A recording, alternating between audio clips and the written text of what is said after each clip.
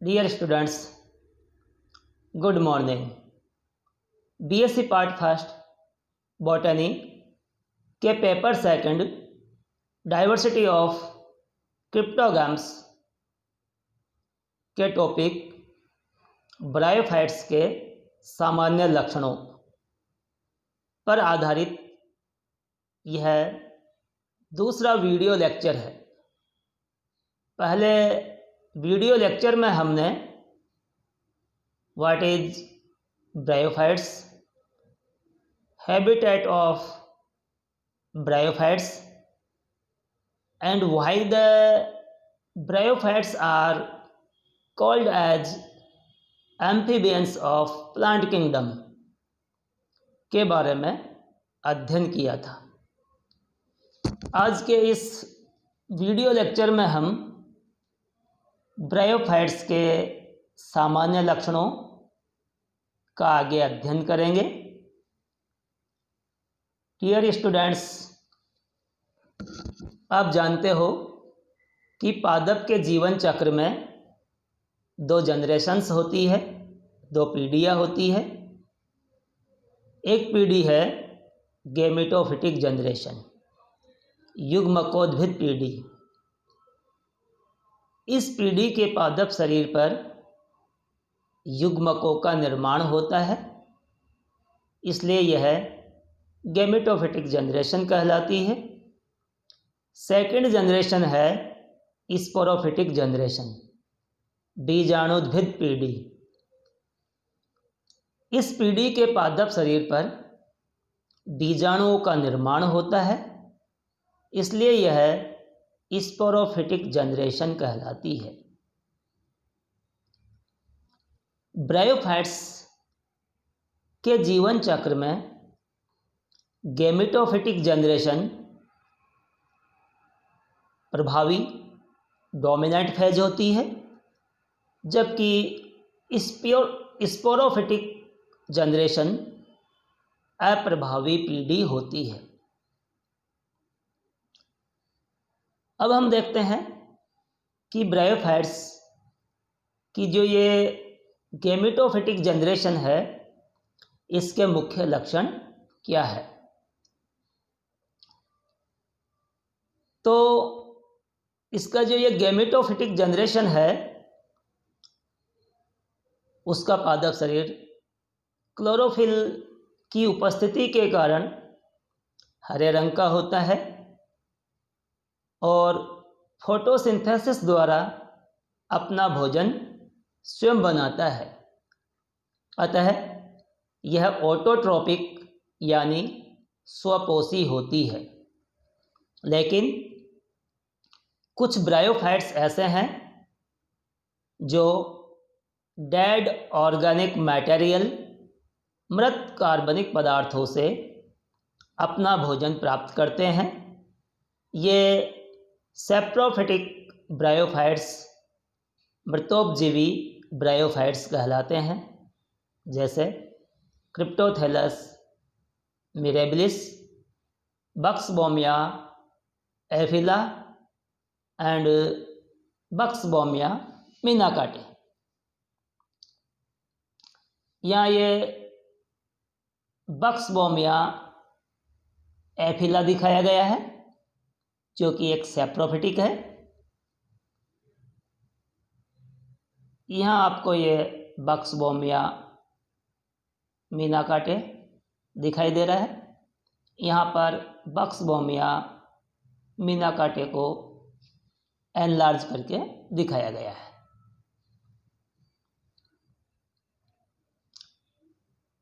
इस स्लाइड में आपको ये क्रिप्टोथैलस मिरेबिलिस दिखाया गया है, जिसमें ये वाला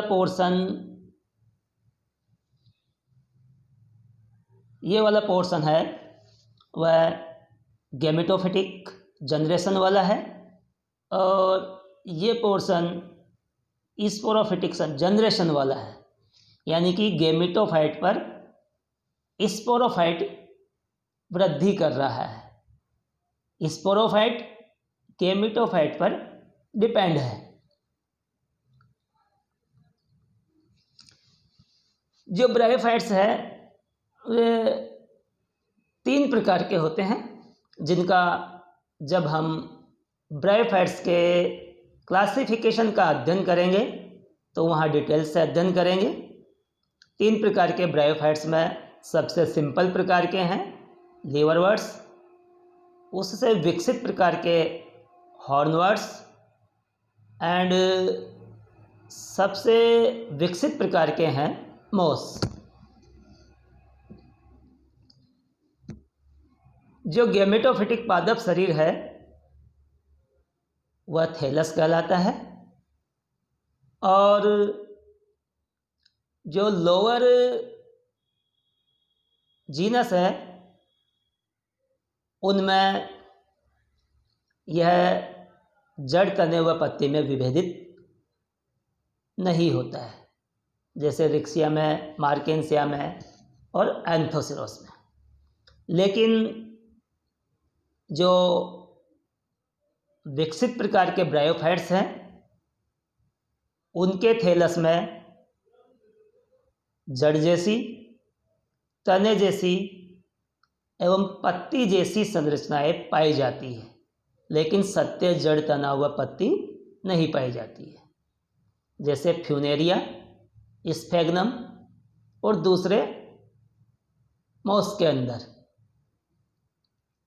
ब्रायोफाइट्स में इस आधार पर जो गैमेटोफिटिक पादप शरीर है वह 2 प्रकार का होता है, एक है थैलोइड फॉर्म और दूसरा है फोलियोज फॉर्म।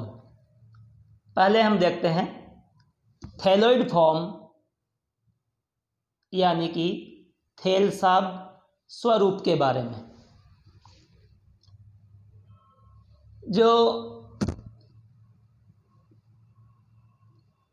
पादप शरीर थैलस के जैसा होता है उसे थैलसाब कहा जाता है, और यह सत्य जड़, तने व पत्ते में विभेदित नहीं होती है। ब्रायोफाइट्स का जो थैलस है वह चपटा होता है और धरातल से चिपका हुआ वृद्धि करता है, प्रोस्ट्रेट होता है यानी, और द्विभाजी रूप से शाखित होता है, डाइकोटोमसली ब्रांच्ड होता है। अब जो चपटा पादप शरीर है उसकी वह सतह जो धरातल से चिपकी रहती है वह वेंट्रल सरफेस कहलाती है, और इसके विपरीत वाली सरफेस डोर्सल सरफेस कहलाती है। डोर्सल सरफेस पर मिडरिब, मध्य सिरा हो सकती है, जैसे रिक्सिया में और मार्केंसिया में, या फिर यह एब्सेंट हो सकती है, जैसे एंथोसिरोस के अंदर यह नहीं पाई जाती है। डोर्सल सरफेस पर एक जो मध्य सिरा वाला क्षेत्र है, ये मध्य सिरा वाला क्षेत्र, इस मध्य सिरा वाले क्षेत्र में लैंगिक जननांग पाए जाते हैं। ऐसे यहाँ पर इस क्षेत्र में लैंगिक जननांग पाए जाते हैं। इनके नर जननांग पुंधानी, एंथेरिडियम तथा मादा जननांग स्त्रीधानी आर्किगोनियम कहलाती है। वेंट्रल सरफेस पर ही यानी निचली वाली सतह पर ही वह क्षेत्र जो मध्य सिरा वाले क्षेत्र के विपरीत होता है, वहाँ पर ये राइजोइड्स पाए जाते हैं, मूलाभास पाए जाते हैं, जो मूल के समान कार्य करते हैं।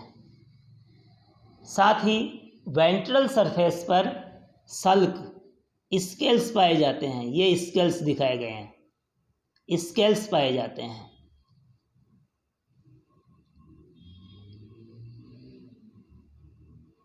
ये इस स्लाइड में आपको एक थैलस दिखाया गया है, जिसकी यह वेंट्रल सरफेस है। ये पूरी ये वेंट्रल सरफेस की तरफ से दिखाया गया है। वेंट्रल सरफेस पर जो ये मध्य सिरा वाला क्षेत्र है, यहाँ से निकले हुए ये राइजोइड्स, ये जो थ्रेड लाइक स्ट्रक्चर दिखाई गई है ये राइजोइड्स है। अब हम देखते हैं फोलियोज स्वरूप, पर्णिल स्वरूप। जैसा आपको बताया कि कुछ ब्रायोफाइट्स में पादप शरीर पर्णिल प्रकार का होता है, जो 3 प्रकार के उपांगों में विभेदित हो सकता है।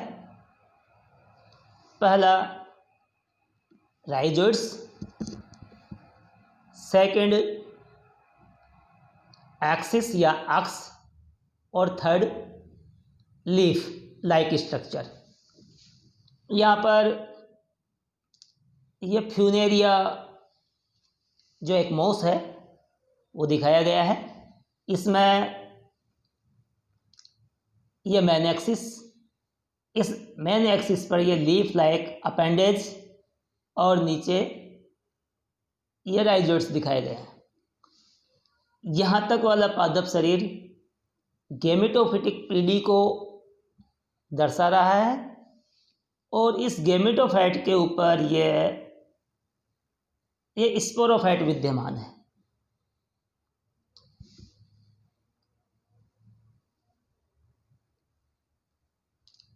यहाँ पर ये दिखाया गया है, ये लीफी फॉर्म दिखाया गया है, फोलियोज फॉर्म पर्णिल पादप शरीर, और ये आपको इधर ये थैलस दिखाया गया है।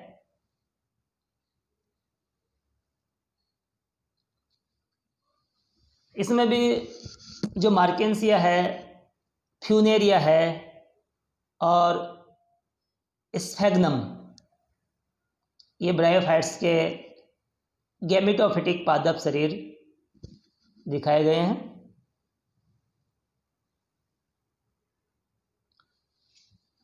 अब देखते हैं हम राइजोइड्स के बारे में। जैसा आपको बताया है कि ब्रायोफाइट्स में मूल नहीं पाई जाती है और मूल के स्थान पर मूल जैसी संरचना पाई जाती है जो राइजोइड्स कहलाते हैं। ये राइजोइड्स एक कोशिकीय और अशाखित हो सकते हैं या फिर बहुकोशिकीय और शाखित हो सकते हैं। राइजोइड्स 2 प्रकार के होते हैं। फर्स्ट है स्मूथ वाल्ड राइजोइड्स, चिकनी भित्ति वाले मूलाभास, और सेकंड है ट्यूबरकुलेटेड राइजोइड्स, गुलिकीय मूलाभास। जो चिकनी भित्ति वाले मूलाभास है उनकी आंतरिक भित्ति इनर वॉल सपाट होती है, इसमें किसी भी प्रकार के उभार नहीं पाए जाते हैं। जबकि गुलिकीय राइजोइड्स की आंतरिक भित्ति मूलाभास की गुहिका में इस प्रकार से खूंटे के समान पेग लाइक स्ट्रक्चर्स में बना करके धंस जाती है। यहाँ पर ये स्केल्स दिखाए गए हैं।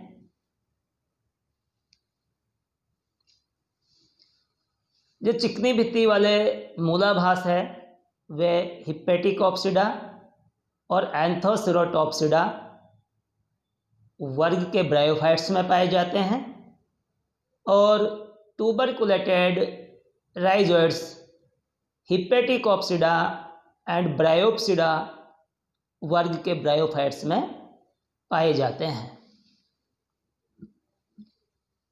राइजोइड्स का कार्य देखा जाए तो ये पादप को एंकरेज प्रदान करते हैं, धरातल से चिपकाए रखने का कार्य करते हैं। इसके अलावा इनके द्वारा मिनरल्स और वाटर का एब्जॉर्प्शन भी किया जाता है।